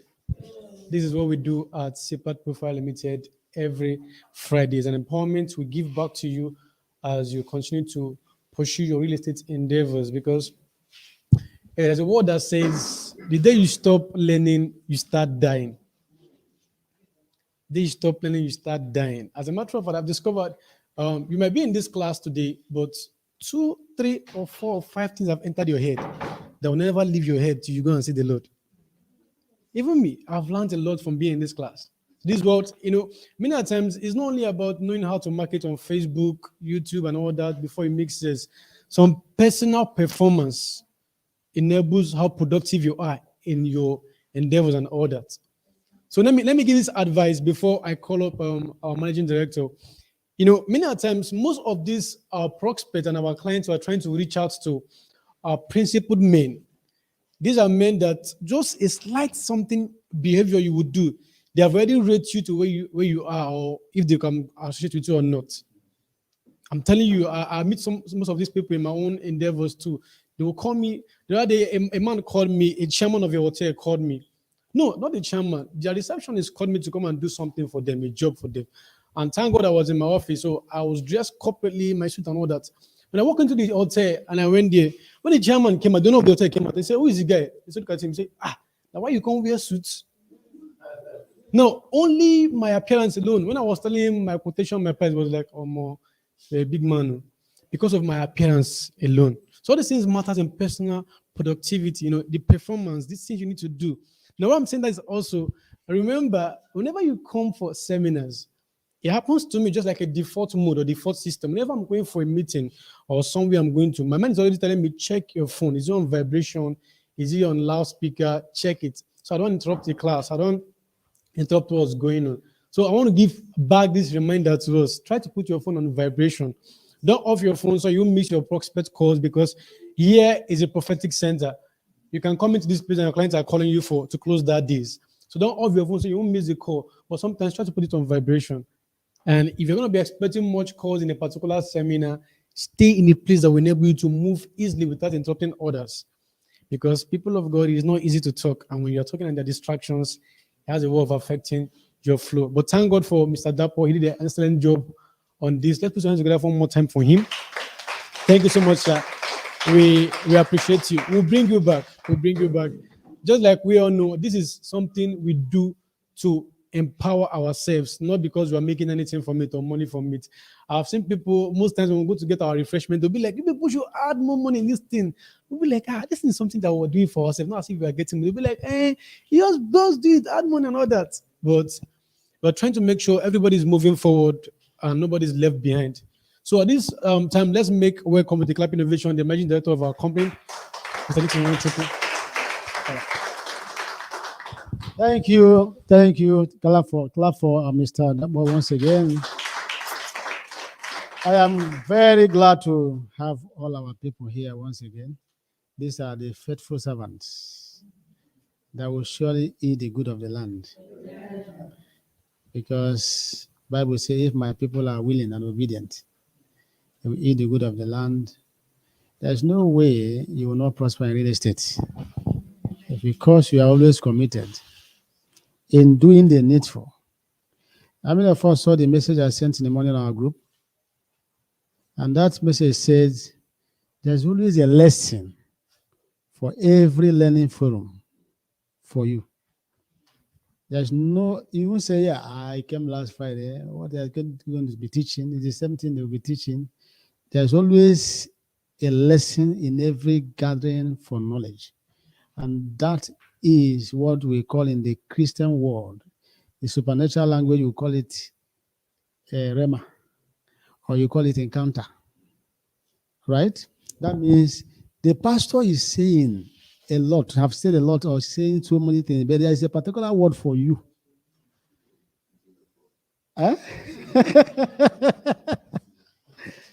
Everything the pastor is saying, everything is that we have said here, is all of them are not for you. There is one particular one. I hope you picked it. Did you? Because that is the one that will bear fruit in your life. Every other one may not bear fruit, but that particular one meant for you. And the one ironic aspect of it is that the one for you is not the one for him. So you pick your own. That's why whenever you gather like this, be sensitive. The Holy Spirit will just open your heart and drop it. Bam. The moment you run with it, you will see result. That is what makes a man looks as if he's more smarter than other people. There is no any smart person anywhere. It's the ability to catch what the Lord is saying. For you, two people sitting down together in a seminar hall, in a church, in anywhere, but the other one makes a mark. It's attention that matters. So what in the church, pastor will say, make a declaration. Many people will say amen. Abi? A lot of people will say amen. But how many received it? You know by the results they produce. Those that received it and those who did not receive it. And then another thing is prompt action.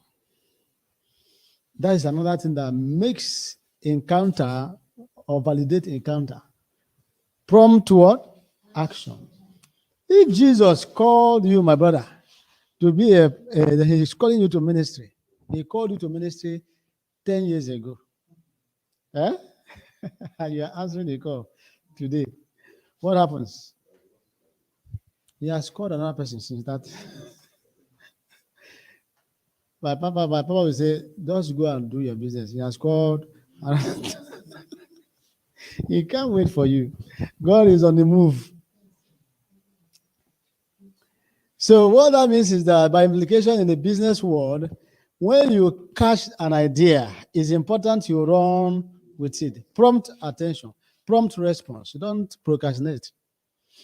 You know, when you are working, the truth is that, you know why I like to talk from the spiritual point of view, because that is what brought us to where we are. We've never used logical sense once to get to where we are.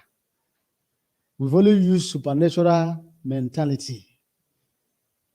So our capacity, gift, natural gift can never make a man distinguished. It is your connectivity to your source that makes the difference. So when you want to run with vision, when you want to run with ideas, when you want to run with plans, forget about obstacles. Remove the factors of the society around you. That will be hold up. Get there now. I don't know when I will get there. The rain is trying to. In our school days, there's one lady we used to call "rain is raining." That was our language. Rain is raining. So these are factors. Two, I've tried so much for a long time, and what result have I made? Let's say this thing is not working for me. You don't know that you are tilling the land gradually. You are breaking the stone. The stone is creating marks, cracks, small, small, small, small, small. And one day, the last hit is what you expected to do, and you back out. Only for you to hit, bam, the stone will do what? This my brother has been with us for more than 1 year, since but it is this, is it of the month that he broke the rock? Eh? And once the rock is broken, he start flying. This time, okay, there's this one of our brother here too. He, for a long time, let me say from a session, from Starrick Properties Limited, where we are with Starrick, he now joined us when we started. It was only last year he broke the stone, and so many others like that. Will I tell you my own history? You know that already. So consistency is the key. Keep it up. Keep it up. Keep it up. Keep coming. Keep coming.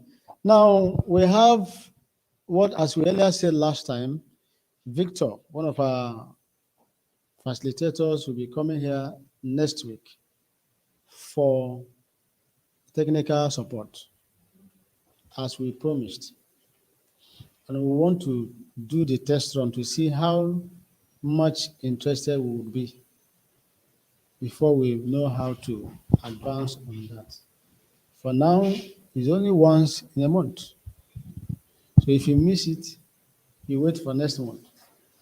But if we see turnout, interest, zeal, and passion, we can increase the number of times in a month, because it's money. It's not coming to do it free. But you are not paying. The company is what?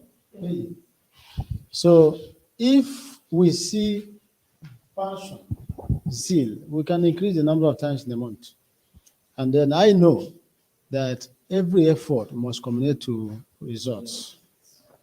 So we are surprised that, as we said earlier, many of you are not coming to do business. Instead of you staying at home, come out. Come to the office. This is it on? See, is it the crowd that made it look as if it's not on? Okay?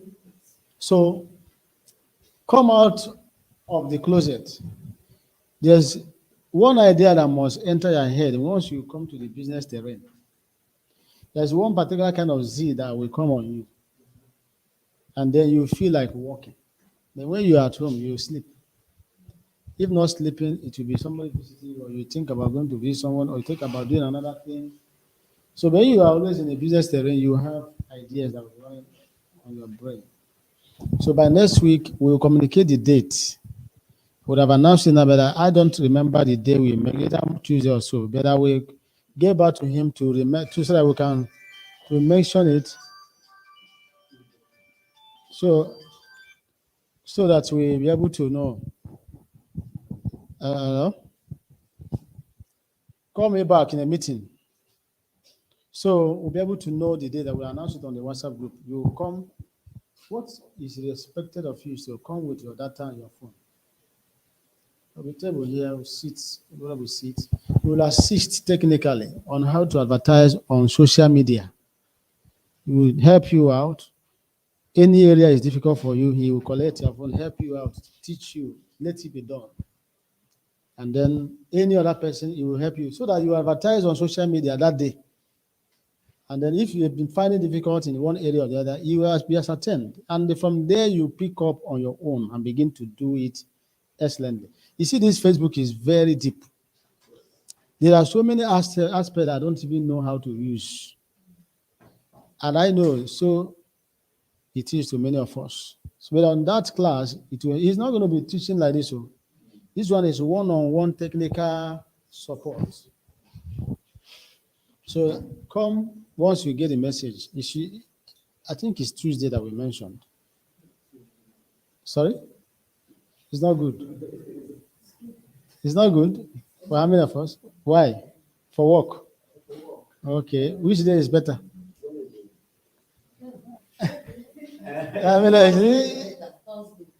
We have Friday. We have seminar on Friday. We cannot come and put it on Friday and Thursday. Tuesday is better. Seminar day. If we finish like this, himself has other engagement. If he comes, he will not be able to sit and wait until we are done. And then, if we are done, how many of us would also like to wait to get that done? Huh? You understand? I'm in the seminar now. Anything important? How much is it? Okay, tell him collect his account number. They will send money to you. Let me finish what I'm doing. So, what are we saying? You're saying that seminar day Is the best? when we begin with it first, it will be 1 hour. No, we can't begin with him. We must end with him. Because we are not even coming on time. No, that will take time. If you take time, you need to give it a special class. Tuesday, so Special days for that. So if you say that you have the time to spend on Friday after training, it's okay by us. Exactly what the doctor tonight is trying to do. You have to remember that if you want to be on Tuesday, you should away. And just very clear. Private information of fact. You expect somebody to say something like that for us. And it's only once in a month, as we said. It's not as if it's every Tuesday. So you work your time towards that particular Tuesday, and then we fix if it's going to be Tuesday, we now select whether the first or second of the month. So that you program yourself, everything you're doing. I know that not everybody may want to be coming regularly, but anytime you want to come, you know that you want to come. You prepare yourself to attend. Because I know that many of us on Friday, school runs and other things, if we stay here beyond 1, 2, you see some people sticking out one by one to go and do some school runs. But it will come in the morning, latest 10 o'clock in the morning. You will spend that time till 1, 2, or till 12, 1. And then by that time, you must have been done with whatever you're doing, and it goes. What do you think about that? Let's program ourselves towards it, okay? It will help all of us. And then thank you all for coming today. And we have flyers available already. I'll be traveling next week. When I come back, we'll be planning for the next market storm. And then T-shirt. Those who have not gotten their T-shirt will get it. All right? You need one. It's finished for now. Okay, we have only 1 million remaining. Okay, only one. You will get. I say once I come, we have more. We are going to. Everybody that will join on any marketing we are going must have a T-shirt. We'll print it and then we won't go the way we went last time. We will have T-shirt. Everybody will wear. Secondly, excuse me. What is it that I wanted to say now? Yes, our production. We are not taking it serious, but we are going to be showing you sample. Then you will know that it's important. Our brother is here today. You're going to produce him today before he goes. We'll give him the script. He will produce it in the studio. We package it. When you see it on the platform, you will know what I'm saying. Right? We'll produce it, we give it to him for as a marketing material. It's free now. You're interested. What are you waiting for? The door is open. You come. So if you don't know how to write script, we can help you out to guide you on what to do. So I know I've always said it. It is good to package yourself well. Don't be among those who are always doing selfie and videoing and saying anything anyhow. You can't go far like that. Some of us don't, like my spirit, don't really are attached to such kind of thing. So I believe that some other people who are also like that. They like things that are well organized, presented, not you walking in one place and you see, "Hey, hello, my clients, I can see you. Come and buy now." It's good, but it's not perfect. Some people will not take you serious. But if you go to that place and video that place, right? And then come back to the studio and then package yourself, make your recording. And when the editors are editing, they will begin to slot in those videos one by one. It makes it better. People will say you are serious. At least they will know that you spend money to do it. That means they will think that you spend money to do it. That makes you are serious. And you wear a good clothes. You arrange your English. It may not be too long, maybe 1 minute. You are speaking, your advert is there. They will say that this person is in. That is the thinking of our African mentality, common man here. You have to work with it like that. Not somebody, it is good. You can stay anywhere. As you do that video, some will appreciate it. Some will not appreciate it. But there's no person that will see something that is well arranged that will not want to know what is there. God bless you all. Where's our refreshment? Our refreshment is here. Father, thank you for our refreshment. We bless it and sanctify it in the name of Jesus. It will be fruitful in our system, nourishing to our body, and empowerment to our souls in Jesus' name. As we eat wisdom.